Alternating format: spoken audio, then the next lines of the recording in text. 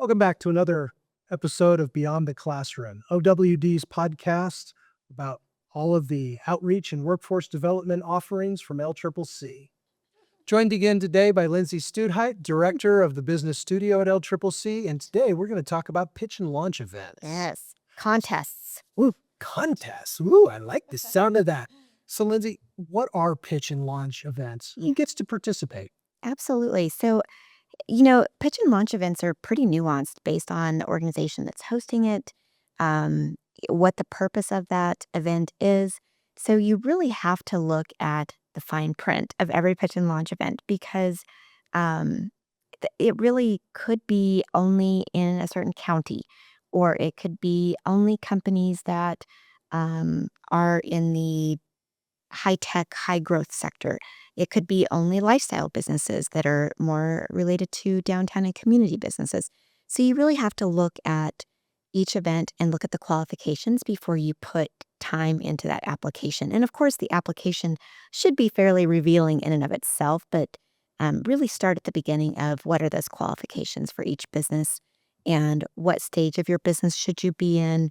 Um, what sort of requirements are there going to be? Is that a good fit for your business? Is it not? Um, Many of these opportunities result in participants having the chance to win funding monies, and sometimes that can blind those companies into whether or not it's a good fit for them because they do often require quite a bit of time and participation. And so it's important to really evaluate those qualifications. Should I be even applying for this? Because you don't want to really waste, you know, several days of valuable time if it isn't a good alignment. So, just because I've invented the newest Yeah, glow in the dark AI-driven fish wriggler that's right. doesn't mean I get to go to all of them, huh? That doesn't. No. And certainly you might qualify for three-fourths of them. And that would be exciting because you would have the chance then to obviously seek more of those funding opportunities. But it might be that you only qualify for one of them. Are So these events free? typically they are. And more we're seeing that um, those that are selected. So again, just peeling that layer back just a second, there's typically, and again, every event is different. So this might not be true for a pitch or a launch event that you're looking at, or startup challenge, or they have a variety of different names as well. But a lot of times they'll have an early application round, not early as an early bird, but just like an initial application round. And out of that group, it'll be pared down to 10, 15.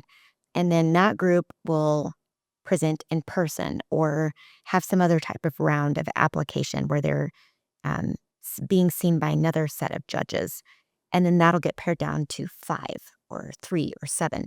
And so in these bigger events, especially, um, you're going to be going through multiple rounds. So individuals that make it to a certain point, they've started to give them like a $500 participation award because you are spending so much time on the project. So we're seeing more with these events that if you get to a certain level, like that second round, that you might even get $1,000 just for participating to help cover the costs of your time, materials, so maybe rebranding that the judges have asked you to do. So, it's free, and in some cases you could get a small award for a certain round that you make it to. And then the larger awards at the end can be anywhere from $3,000 to $30,000. Again, it just really depends on the contest, the competition, and what types of businesses are being evaluated. So, potentially well worth my time. It could potentially be extremely well worth your time. And if I were a small business, and this is again just me, there's no like research or something that's suggesting this, but if I'm a small business and maybe I am a cupcake shop, it's going to be really hard to compete with a nuclear um, facility invention, not the facility, but like some innovation in the nuclear field. Like those are going to be really tough. So if you are looking at contests that might be worth your time, I would really look for contests that are really specific to your type of business or have categories that fit you really well. When they're all one big category, it really is tough to compete if you are starting a landscaping company. But again, if there's a category for community businesses or lifestyle businesses, you're going to have such better chance at competing, if that makes sense. So that's one thing that I would suggest for businesses. While that prize might look amazing, 30 grand, and the categories are completely open, and it's certainly not always true, but it's most likely going to be a company that is a technology, an innovation, a large endeavor. Not what most of us are running. So Correct. besides just the cash prizes, Right. what else could I expect to Oh, get out of gosh. this? Great training, great mentors. Um, it's a really good opportunity to get feedback on your business. It's a great opportunity to meet businesses that are like you or at the same stage as you. Really, that is, again, that underlying value when you get past that first round. That first round, it's like usually a submission, an evaluation, maybe some notes. I was part of the first round judging for El Bogan out of the University of Wyoming. And I mean, we had like, gosh, I think it was, I don't remember the exact number. It was between like 30 and 40 applicants. And you're just going through and you're doing your best to give as many pieces of good feedback as you can, but you're evaluating 40 different businesses. So really, if you can get past that first round and you're actually getting connected with a mentor, you're actually getting connected with more valuable training sessions and feedback. But again, it's time, but you will get some really good connections, some really good feedback, really good support. It could really set your business off in a different direction than you had ever intended. Okay. So you've helped with these events. Yeah. You've gone through some of them. Yeah. I'm going to go be part of the next Yes. giant pitch and launch event. Yeah. Do you have any tips for me how to make myself stand out? Is Yes. there anything generic for Yeah. most people? And how do I Absolutely. prepare for this? Don't forget to dot your I's and cross your T's. You need to have good grammar. You need to have capitalizations where you're supposed to have capitalizations. Make sure you do not have run on sentences, that you are succinct, that you're clear. Like there's just so many items that if they don't give you a pre-formulated, if you're given a format, then fill that out to the best of your ability. And again, don't forget basic grammar. Don't forget those things because when you're going through 40, the sloppy ones, even if it's an amazing idea, it's hard to work through the sloppiness, if that makes sense. So just don't forget to be really diligent. The devil's in the details. Don't forget that. And then if you get to those second and third rounds, you are you are the owner of your business. You are the expert in what you're doing. But be open to that feedback. I've seen some companies that get very sure about what they're doing. And it's hard to think about what somebody else is asking you to do or to pivot in a way that might make your business better. And so just the feedback around a pitch event isn't just to win money, it's to make your business better. And so don't forget that that is the intent of the feedback. Again, you are the guardian of your business. So if you're getting advice that you really don't think is good for your business, you need to stay committed to that. But make sure that you're open to that kind of that growth mindset about your business, to have people pick it apart and say, we think that logo looks like crap. That doesn't feel good, but it might be just what you need to hear. And I would think also, in order to get that good feedback, you need to be able to help somebody else understand your business, right? Exactly. You know your business inside and out, Yes. but the person reading that application Yep. may not. Yes. And the more specialized your business is, often the harder it is for you to convey the value of it. If you're working on a really cool component of the oil industry, 90% of the people in there, they know the oil industry, but they don't know that nuanced portion of the refinery or something. So you have to get good at putting it in layman's terms to helping people connect with why it's a great company or a cool product. It's tough, but it's really, really important. And again, when you're doing those pitch contests, often if you're making it to the second and third rounds, people are coaching you on those processes. So it's really, really helpful. So are good or bad? Are Yes. there any pitches that really stood out? You know, I had the chance to work with a team at the Elbogan this year too. And what I will say stood out to me about all of the Elbogan um, competition participants this year is just um, how well, I don't even know how to say it, but they were just so complete. Like they were complete packages. They had team members that were filling valuable roles. And I think that's another thing that does get highlighted a lot of times in pitch and launch competitions is who's your team? Because if it's just you, it's hard to fund somebody that's trying to do everything. Back to what we said earlier in a previous podcast. If you're not building a team around you, it's really difficult to see where that investment's going to grow and how that's going to expand. And all of these participants just had these really dynamic teams. They were all committed to their different roles. And you could just see how it created just such a beautiful synthesis for those teams. So I know that means that UW and the Elbogan team at UW did a great job of preparing them as well as their mentors and everybody else. But you really do have to think more globally about your business and say, it's not it's we, and my team. And that's what we saw this year at Elbogan. And I thought it was really, really well done. Um, Other competitions that I've been to can kind of start to feel like entertainment or spectacle. And those are the pitch competitions that I don't enjoy being at the most, where it's kind of like having these companies present and do their pitch is kind of almost the circus. And I really like it when it's got that element of we're prepared, it's consistent, it's a 5-minute pitch, it's this whole team rallying around this company idea or this operational company. And that's another thing that's kind of interesting. Some participants, it's ideation, and some it's we've been a company for a year and a half, and this is what we're doing. So that would be another thing that I would really look at critically if I were a company applying. Well, who are they looking for? If it's everybody, that's great.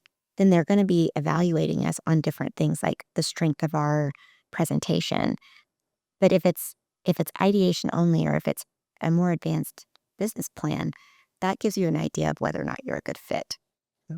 You've mentioned UW's Yep. Elbogan Yeah. entrepreneurship competition Yes. several times now. Yep. Is it regional? Is it Laramie? Yeah. How Yeah. wide is their scope, and are Absolutely. they specific to any types of businesses? If I'm going to put in for this, Yep. what kind of criteria? Great clarification there. So the Elbogan is operated out of the University of Wyoming. So you have to be connected with the University of Wyoming in some way. You used to have to be participating in one of their business classes. They've since um, dropped that, and they've made the educational components surrounding the pitch competition much higher. Um, you can be an alumni, you can be a student, you can go to one of the community colleges. So an LCCC student could participate in the Elbogan. Um, they've been refining those rules. So next year, when that goes out, take another look at those requirements because something I say today could be outdated. So it is statewide, but with the caveat of those connections to UW.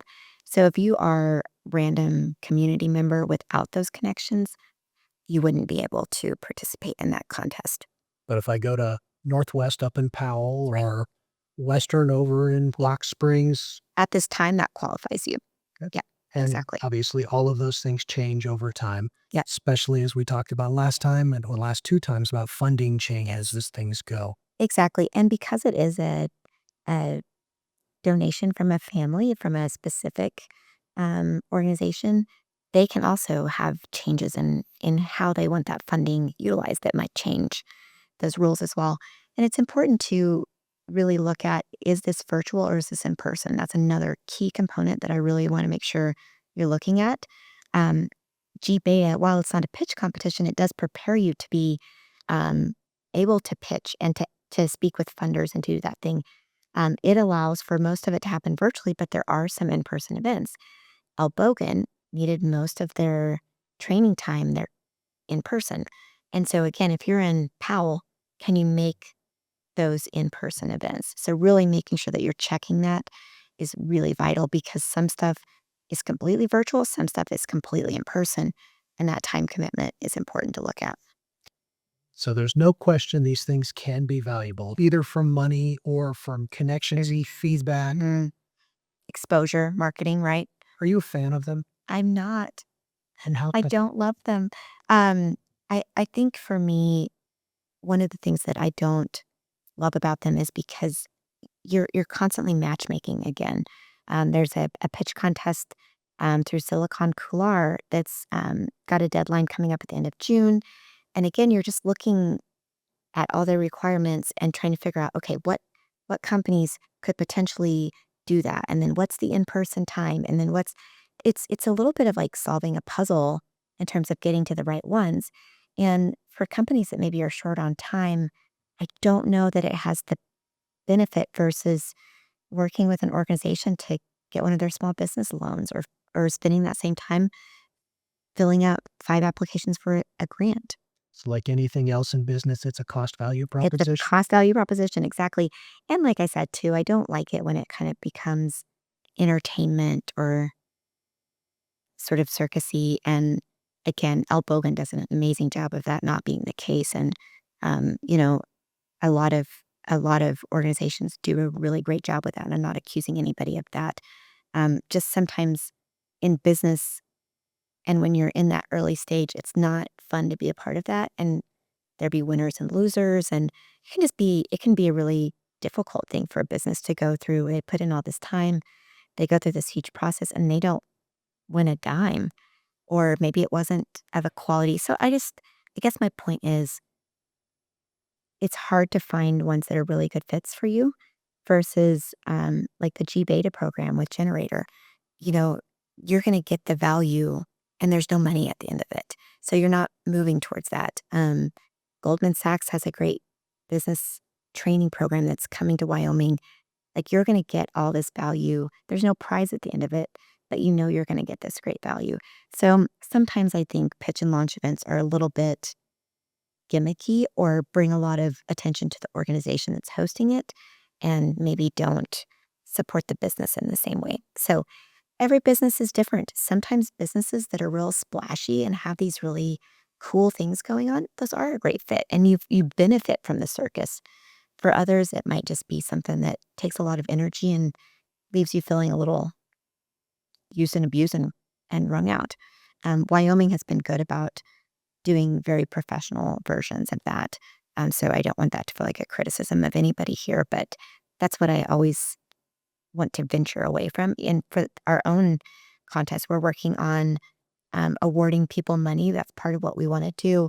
And so we really tried to focus that on, again, more grants and saying, what is that critical need that you have? How can we help you through that?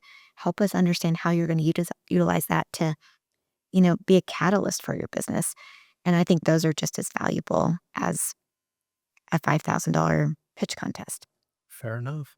So maybe, tell your favorite AI tool Yeah. just enough about your business without Yes. sharing any secrets. Exactly. Don't give them your secrets. And then set it out in Yes. internet looking for Grants. a pitch and launch event that matches Yes. what your business does Exactly. and what you need to accomplish. Exactly. Look for those. Use that same criteria to see what grants might be available to you. Use that same criteria to see what loans. And I know loans aren't anything compared to getting a $30,000, you know, pitch contest winning. But if you can find a grant that's really or a loan that's really well suited for you with a great interest rate, it might be more worth, again, your time. It's that value proposition. And depending on the size of the business, the 30,000 may not be a For drop in the bucket. Absolutely. I just met with a company recently and they're needing to fundraise close to, I think, 2.5 million. 30,000 is not going to help them a lot, That's right? It's a week's that's not payroll. the right place to put their time.